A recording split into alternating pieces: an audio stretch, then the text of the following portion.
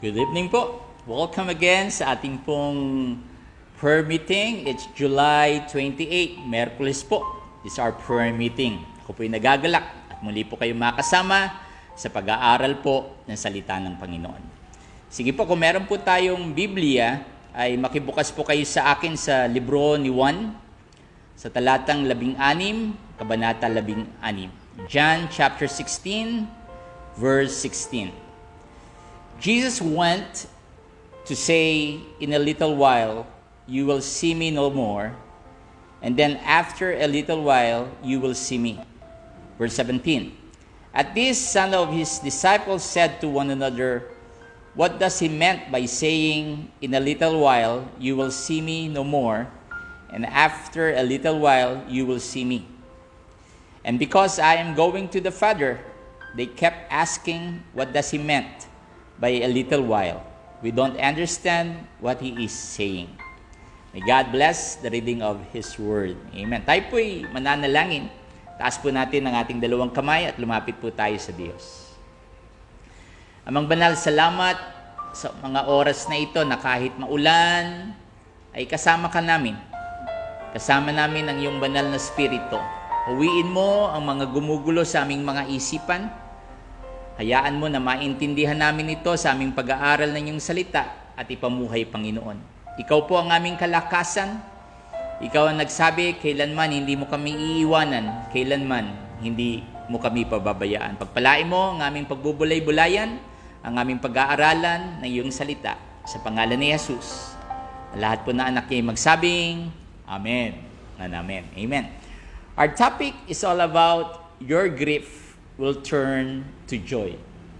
Ang iyong kalungkutan ay mapapalitan ng kagalakan. Bagamat sari-sari po ang problema ng tao ngayon, ang iba'y nalulungkot na, ang iba'y bored na, ang iba'y hindi na alam ang gagawin. Ang pwede lamang po natin talagang sandalan ay walang iba kundi ang salita ng ating Panginoon. Now, binanggit po dito sa John chapter 16, verse 16, na ang Panginoong Hesukristo ay muling kasama niya ang mga alagad at muling nagsasabi na at nagpapaalam.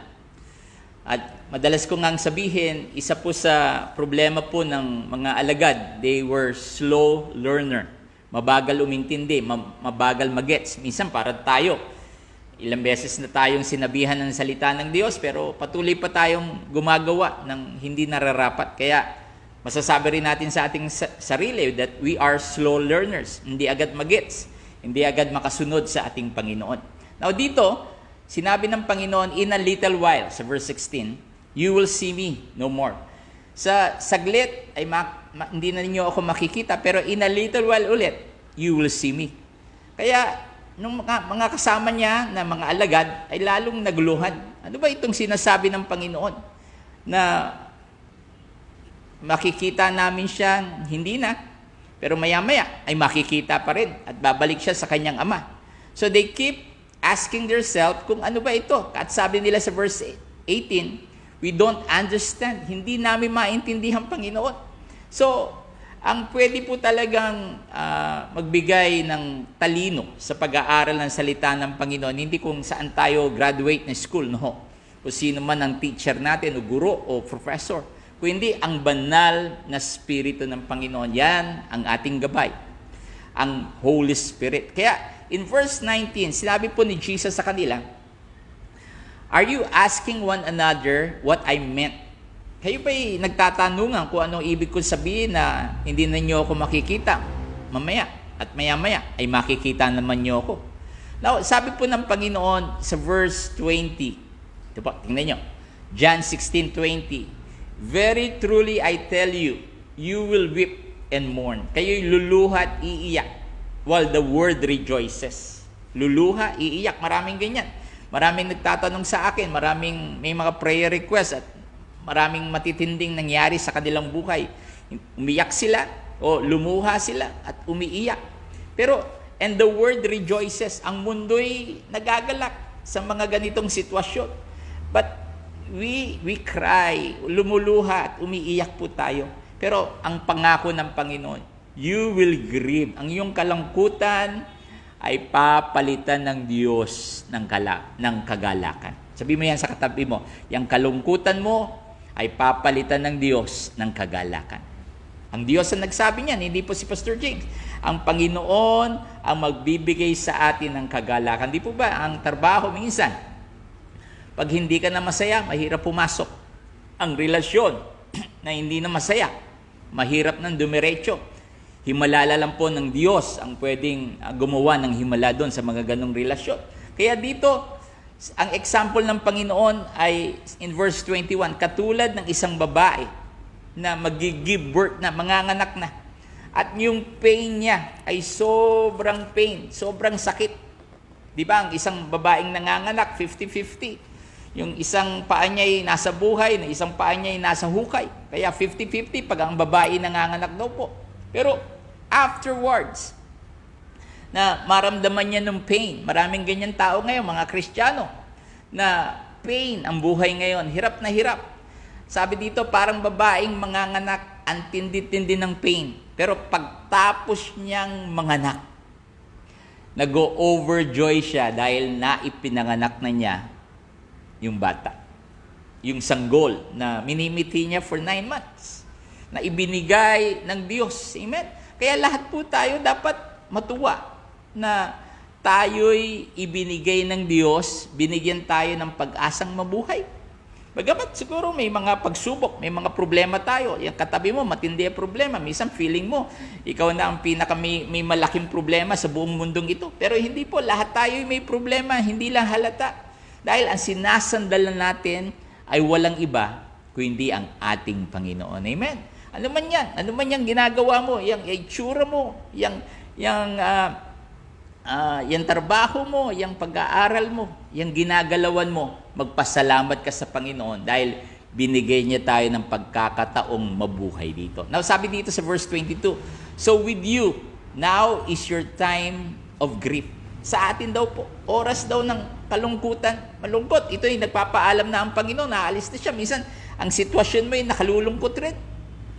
Parang sasabihin mo, maraming nagsasabi, ganito lang naman ang buhay, trabaho, gising.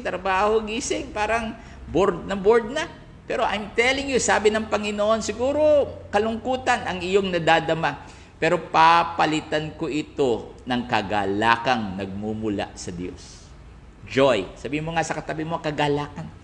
Amen. Mahalaga yan. Ako bilang pastor, isa po sa pinapasalamatan ko sa Diyos, binigyan niya ako ng spirito ng kagalakan. Kasi kung wala yun, tapos na ang boxing. Give up na ako. Tapos na, ayawan na. Pero dahil nandoon ang kagalakan ng Diyos, minsan hindi mo gusto ng mga nangyayari sa sitwasyon mo. Pero dahil nandoon ang Diyos, yan ang nagpapatibay sa atin na magpatuloy sa buhay na ito. At now, in verse 23, in that day, you will no longer ask me anything. Very truly, I tell you, my Father will give it to you, whatever you ask in my name. So, napakahalaga, sa pangalan ni Jesus. Kaya tinatapos po natin ang panalangin, sa pangalan ni Jesus. Dahil naniniwala tayo, there's power in the name of Jesus. Hindi natin binibitawan ng panalangin sa pangalan ni Pastor James. Hindi. Sa pangalan ni Jesus. At sabi pa sa verse 24, ask and you will receive, and your joy will be complete. Humingi ka. At ito'y papalitan ng kagalakan, and your joy will be complete. Humingi ka at ikaw bibigyan. At nung kagalakan mo, pupunuin niya ng Panginoon. Isa po sa rason, I do believe, kaya namatay ang Panginoon sa krus ng Kalbaryo, bukod sa kasalanan na winasak niya at dinurog, ayaw niya tayo nalulungkot. Ayaw niya tayong nahihirapan sa buhay. At iyan ang mga dahilan kaya namatay po siya sa krus ng Kalbaryo. Hindi po nyo kailangan talaga na lahat ng pangarap mo ay mangyari, no? Wala naman sigurong taong gano'n na lahat ng inisip o pinangarap ay nangyari. May mga bagay-bagay na dumadating sa atin at may mga bagay-bagay ring sinasagot ng Panginoon. Kaya kung ang pakiramdam po natin ngayong gabi ay puro lang kalungkutan, puro lang problema, puro lang pagsubok ng buhay at bored ka na sa nangyayari sa iyo, ang sinasabi sa iyo ng Panginoon ngayong gabi, papalitan niya ito ng kagalakang saan? Sa nagmumula nagmumula sa ating Panginoon at siya'y nagbibigay sa atin ng kagalakang kailangan natin. At sa tulong ng Diyos, kaibigan, sa tulong ng Diyos, ay kakayanin natin to. Kaya kung ikay Kristiyano talaga, dapat naka-build in nung kagalakan po ng Panginoon. Minsan, ang saya ng umaga mo, pero dahil minsan nabiro ka, dahil hindi mo gusto nung nangyayari sa'yo, parang yung mukha mo ay parang hindi mukhang Kristiyano. Mukhang ang dala mo ay problema. Mukhang ang dala mo ay kabigatan. Hindi po tayo binili ng Diyos sa pinakamahal na presyo para malungkot sa buhay na ito. Para matalo ng kalungkutan.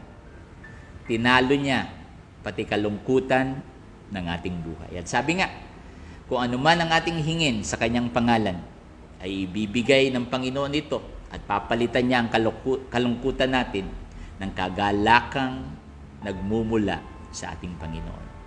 Hindi po siya nagkamali kung nasan ka ngayon.